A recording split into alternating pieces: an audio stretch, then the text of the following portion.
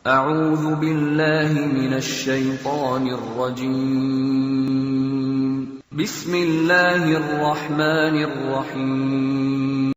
Ustaz, dalam beberapa hari ini saya nonton tentang kontroversi bumi datar bukan bulat. Ijma' ulama dinukil oleh ulama Saudi Arabia, ijma', Quran, hadis, ijma', qiyas. Ulama ijma' bahwa bumi ini bulat. Dan bagi saya tak berpengaruh, mau petak, mau lonjong, mau segitiga. Pusing gara-gara itu. Al-Kahfi 17 ayat 33. Ijma' ulama, dia mau melawan ijma'. Matahari berjalan di tempat edarnya, sedang kita ijma' ulama. Saya pegang pada ijma'. Ini ulama yang ini muncul baru 2-3 hari, 2-3 orang. Ulama ijma'. Ibnu Taimiyah menceritakan ijma' ulama. Ibnu Taimiyah termasuk ulama yang ketat dalam masalah ini. Sama siapa saja wuduk kita tak batal saat bersentuhan. Mak saya, adik saya, kakak saya, makcik saya, adik emak saya, kakak emak saya, makcik saya, adik ayah saya, emak saya, nenek saya, adik nenek saya, anak perempuan saya, cucu perempuan saya. Itu yang mahram, yang wuduk tak batal menurut mazhab Syafi'i. Mazhab Syafi'i aja tu yang begitu. Kalau mazhab Hanafi, bersentuh tak apa-apa. Bersentuh sama siapa pun tak apa-apa. Sama orang, sama yang tak mahram bersentuh kulit. Karena makna lamastumun nisa, makna situ bukan bersentuh, makna maaf cakap jima' baru batal. Berjima' baru batal. Kalau bersentuh tak batal kata Hanafi. Kalau Maliki bersentuh bisyahwah. Bersentuh bersyahwat baru batal. Kalau tak bersyahwat tak batal. Ada di dunia ini apabila menikah tak memiliki dana yang besar, karena sudah 3 wanita yang ingin saya nikahi tapi memberi antaran yang banyak, 50 juta. Saya mundur Pak Ustaz. Beli karton besar, anak-anak muda kumpul kalian ramai-ramai, beli karton besar, turun ke jalan, turunkan harga mahar. Turunkan harga mahar. Kalau mahar tinggi, zina merajalela. Itu sudah hukum sebab akibat. Tinggikan harga mahar, zina merajalela. Banyak orang ni lebih mau makan di daun daripada makan di pinggan.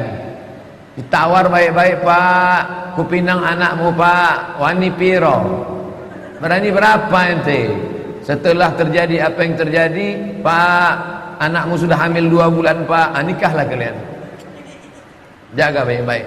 Puasa mengontrol hawa nafsu siang hari, malam hari setelah itu. Mengapa? Gimana tuh Pak Ustaz? Puasa malam tak ada.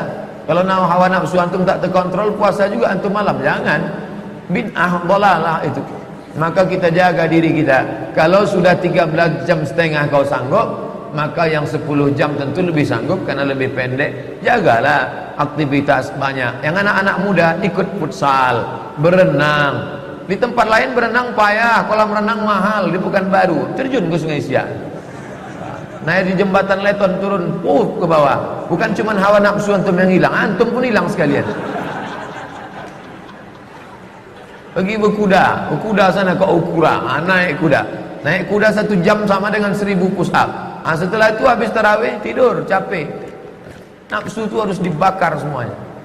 Mohon penjelasan tentang Ahlussunnah wal Jamaah. NU Ahlussunnah, Muhammadiyah Ahlussunnah, Perti Ahlussunnah, semua yang berpegang dengan sunnah itu Ahlussunnah. Jangan kalian kotak-kotakkan Ahlussunnah. Ahlussunnah hanya kami, Ustadz Sunnah. Sampai sekarang ada pula warung sunnah. Artinya warung dia aja yang sunnah. Berarti warung yang lain warung bid'ah lah itu. Karena lawan dari sunnah bid'ah. Semua ormas-ormas itu Ahlussunnah wal Jamaah, kecuali yang sudah keluar dari sunnah. Dulu kalau dikatakan bid'ah itu apa? Khawarij, Syiah, Murji'ah, Mu'tazilah, Qadariyah, Jabariyah. Itu yang bukan Ahlussunnah. Ini ndak, NU tak Ahlussunnah, Muhammadiyah tak Ahlussunnah, Perti tak Ahlussunnah. Mereka ini tak Ahlussunnah. Lalu yang Ahlussunnah siapa? Kita saja. Ndak. Kenapa surat Yasin jadi idola daripada surat yang lain? Dikit-dikit baca Yasin, dikit-dikit baca Yasin. Man qara'a Yasin fi lailatin, siapa yang baca Yasin pada suatu malam, asbaha maghfuran lah, pada waktu subuhnya dia sudah diampuni Allah. Kalau tak ada hadis itu takkan dimuliakan orang surat Yasin. Quran semua kita muliakan, tapi di antara Quran ayat-ayat ada keutamaan khusus. Man qara'a Yasin fil lailatin, siapa yang baca Yasin pada suatu malam, asbaha maghfuran lah, subuhnya dia sudah diampuni Allah. Tengok tafsir Ibnu Katsir, idza quri'a fi amrin asirin, kalau dibacakan pada perkara yang sulit, illa yassarahullah, maka Allah mudahkan dia. Kata Imam Ibnu Katsir, dibacakan pada perkara sulit, sulit rezeki, sulit anak mau lahir, sulit mau mati, dibacakan surah Yasin. Baca Yasin tak salah, seumur hidup baca Yasin masalah. Kami dengar ceramah Buya Yahya, beliau mengatakan akidah seorang tidak benar apabila tidak bergabung Ahlussunnah wal Jamaah, Asy'ariyah, Al-Maturidiyah. Apa maksudnya itu Pak Ustaz?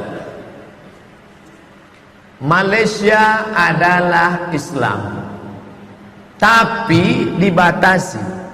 Islam dalam masalah fikih mazhab Syafi'i, dalam masalah akidah Asy'ari Maturidi, dalam masalah tasawuf Junaid Baghdadi dan Al-Ghazali.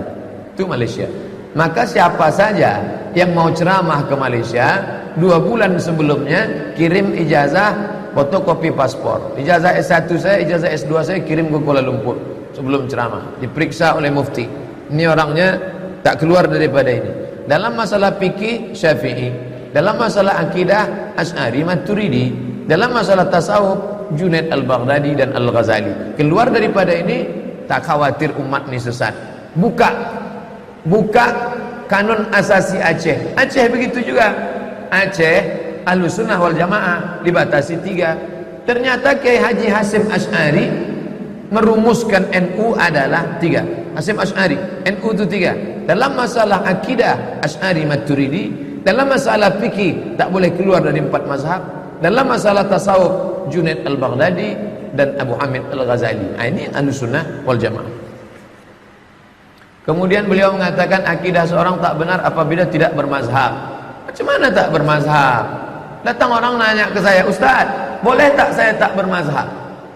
Saya bilang kalau ente tak bermazhab, berarti ente langsung kembali ke Quran dan Sunnah. Iya. Lalu dalam masalah Sunnah ente ikut siapa? Saya ambil dari Sahih Bukhari. Kalau ente ambil dari Sahih Bukhari, berarti ente namanya sedang bermazhab Bukhari. Kalau antum tak bermazhab, berarti antum langsung jumpa Nabi.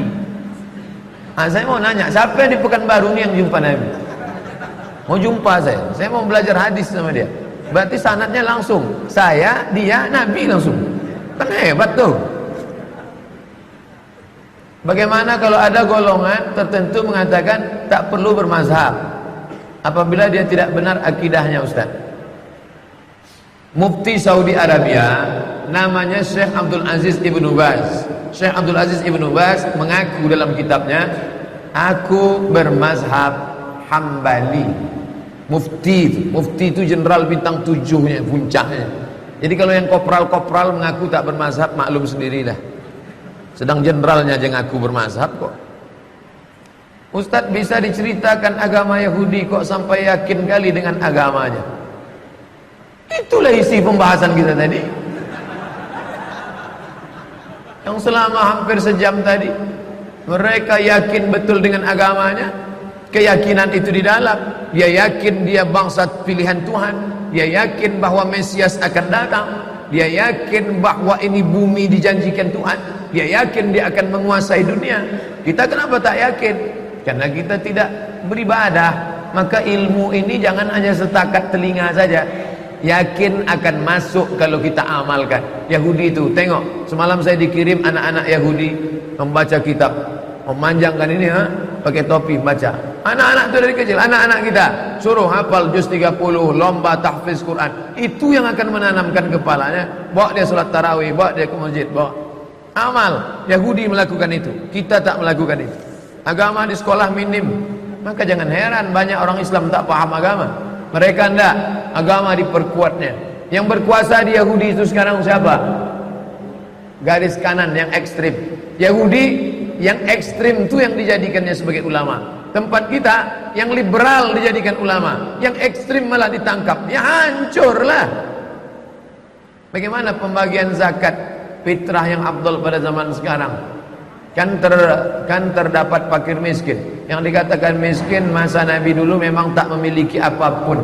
Yang sekarang orang merasa dirinya fakir miskin, menerima zakat katanya. Namun dia memiliki Honda dan lain-lain. Miskin, fakir. Fakir tak ada income sama sekali. Tidak ada income sama sekali. Fakir. Janda tua, suami meninggal, anak tak ada, sebatang kara, fakir. Miskin, ada pemasukan tapi tak mencukupi kebutuhan. Misalnya orang Pekanbaru standar hidupnya 2 juta, dia cuma 1 juta sebulan, maka dia termasuk miskin. Adapun sepeda motor itu alat, bukan harta. Jangan nanti kalau ada orang punya motor tak dikasih zakat. Zaman Nabi dulu orang bukan punya motor, punya kuda. Kuda itu alat transportasi. Dia tak punya pemasukan. Mana lebih mahal kuda sama Honda? Ya mahal kuda. Kuda itu paling murah 70 juta. Yamaha Mio 15 dapat. Jadi kalau ada orang punya motor tak dikasih zakat, dia miskin kalau pendapatannya tak ada. Nah ini, jadi jangan standarnya motor. Asal punya motor kaya. Tak bisa jadi hukum motor. Pemasukan tapi tak mencukupi kebutuhan. Misalnya orang Pekanbaru standar hidupnya 2 juta, dia cuma 1 juta sebulan, maka dia termasuk miskin. Adapun sepeda motor itu alat, bukan harta. Jangan nanti kalau ada orang punya motor tak dikasih zakat. Zaman Nabi dulu orang bukan punya motor, punya kuda. Kuda itu alat transportasi. Dia tak punya pemasukan. Mana lebih mahal kuda sama Honda? Ya mahal kuda. Kuda itu paling murah 70 juta. Yamaha Mio 15 dapat. Jadi kalau ada orang punya motor tak dikasih zakat, dia miskin kalau pendapatannya tak ada. Nah ini, jadi jangan standarnya motor. Asal punya motor kaya. Tak bisa jadi hukum motor. Tak bisa jadi hukum motor.